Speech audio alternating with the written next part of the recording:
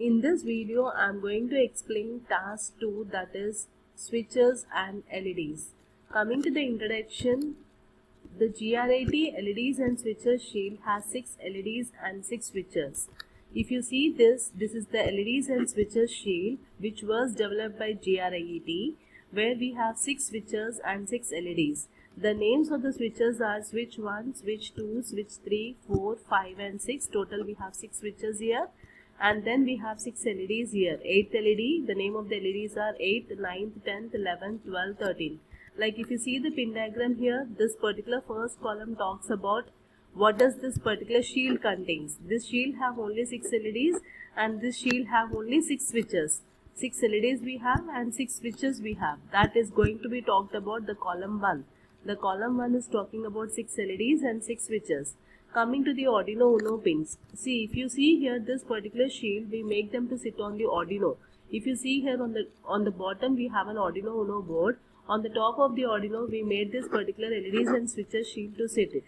So if you see here, whenever we are connecting the shield on the top of the Arduino, we need to know exactly the pin mapping, where exactly the switch 2 has been connected to which pin on your Arduino Uno board. That is very important. So this pin diagram talks about like LED 1 is connected to the 8th pin in your Arduino Uno board. LED 2 is connected to the 9th pin in your Arduino Uno board. LED 3 is connected to 10th pin in your Arduino Uno board. 4th LED is connected to 11th pin in the Arduino Uno board. 5th LED is connected to the 12th pin in the Arduino Uno board. 6th LED is connected to the 13th pin in the Arduino Uno board. Likewise, we have 6 switches and switch 1 is connected to the 2nd pin in the Arduino Uno board. Switch 2 is connected to the 3rd pin in the Arduino Uno board. Switch 3 is connected to the 4th pin in the Arduino Uno board. 4th switch is connected to the 5th pin in the Arduino Uno board. 5th switch is connected to the 6th pin in the Arduino Uno board. Switch 6 is connected to the 7th pin in the Arduino Uno board. So likewise, we have seen how this particular LEDs and switches have been connected to the Arduino Uno pins. So this talks about the pin diagram. Coming to the third column talks about the ATmega328 microcontroller, where we have in the Arduino board. This particular controller is going to have 4 ports, that is port A, port B and port C and port D. Even this particular ATmega328 microcontroller is an 8-bit microcontroller.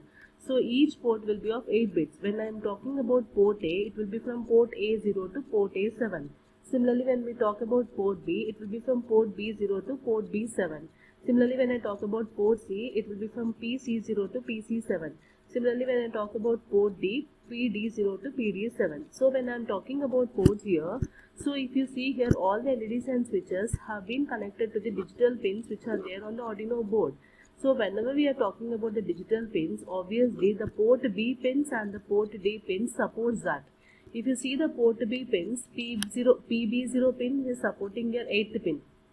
So likewise, we can see here all the port B pins are supporting your digital pins. Even the port B pins are supporting your digital pins. But port D pins are related to the switches part and the port B pins are related to the LEDs part. And if you see here, each and every digital pin in the Arduino Uno board is connected with a resistance and a diode. Internally, if you see a digital pin, it has been connected with the resistance and the diode. We all know that diode is going to have 2 terminals. One is the cathode and the anode. And we all know that cathode will be grounded. Like whenever you are pressing a particular pin, there will be a connection between the anode and the cathode.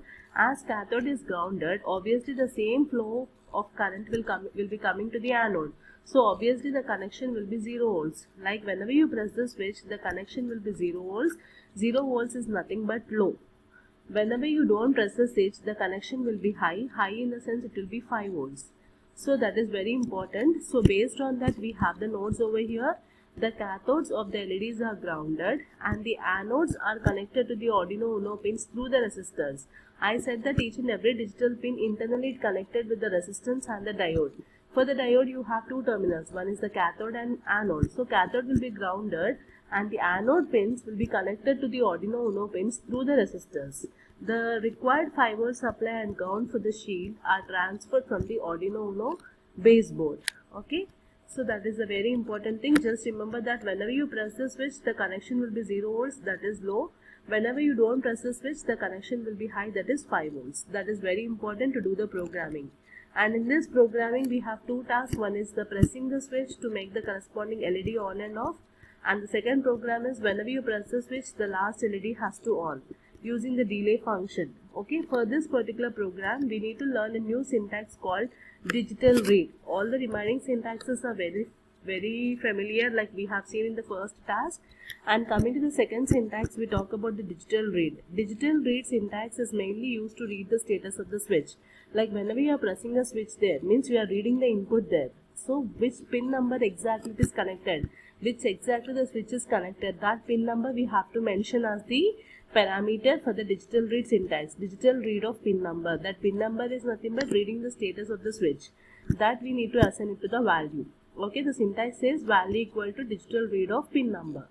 And whenever you are pressing that particular switch, I said that obviously it will be low. Low is nothing but 0 volts. So this is the first syntax you need to know before doing the programming. And coming to the setup part, you need to declare it, right? When I'm using it as input, I need to write it as input here. So when I write it as pin mode, we need to write the pin number comma mode. Mode we need to write it as input. So in case of input, we write it as input underscore pull up. Why we write it as pull up is each and every digital pin is connected with the resistance as well as the diode.